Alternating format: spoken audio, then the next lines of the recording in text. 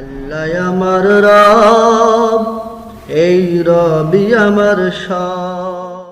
আসসালামু আলাইকুম রহমতুল্লাহি ওয়া বারাকাতুহু। নামাজটি হচ্ছে মুসলমানদের জন্য দৈনিক একটি নিয়মিত ইবাদত। নামাজ আদায় করতে হয় যা কোরআন হাদিসে বর্ণিত রয়েছে। এটি মুসলমানের জন্য অবশ্য পালনীয় একটি কাজ। নামাজ ছাড়া কোনো কিছুতেই যেন শান্তি আসে না। কিয়ামতের দিন বান্দার কাজসমূহের মধ্যে সর্বপ্রথম সালাতের হিসাব নেওয়া হবে, সর্বপ্রথম নামাজের হিসাব নেওয়া হবে। যে ব্যক্তি ফজর ও আসরের নামাজ আদায় করবে সে জান্নাতে যাবে। এটি সহিহ বুখারীর হাদিস। নামাজটি হচ্ছে এমন একটি গুরুত্বপূর্ণ ইবাদত যে নামাজের মাধ্যমে মানুষ সবকিছু থেকে বিরত থাকে। ব্যক্তি এবং শিরক উপরের মাঝখানে সালাত ছেড়ে দেওয়া হচ্ছে ব্যবধান।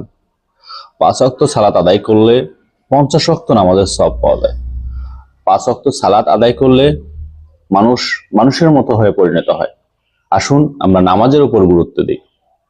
ফজর, জোহর, আসর, মাগরিব, এশা এই নামাজগুলো ছাড়াও রয়েছে ইবাদত করার বিভিন্ন নামাজ, যেমন নফল নামাজ, তাহাজ্জুদ নামাজ, আরো রয়েছে আল্লাহর কাছে সান্নিধ্য পাওয়ার জন্য বিশেষ নামাজ। আসুন আমরা যেন পরবর্তী জীবনে আল্লাহর সান্নিধ্য পাই এবং আমরা নামাজের মাধ্যমে যেন আল্লাহকে কাছে পাই। আল্লাহ আমাদের তৌফিক দান করুক। জীবনের শেষ প্রান্ত পর্যন্ত, শেষ দিন পর্যন্ত যেন আমরা নামাজ আদায় করতে পারি। আল্লাহ আমাদের তৌফিক দান করুক। আসসালামু আলাইকুম ওয়া রাহমাতুল্লাহি ওয়া বারাকাতুহু।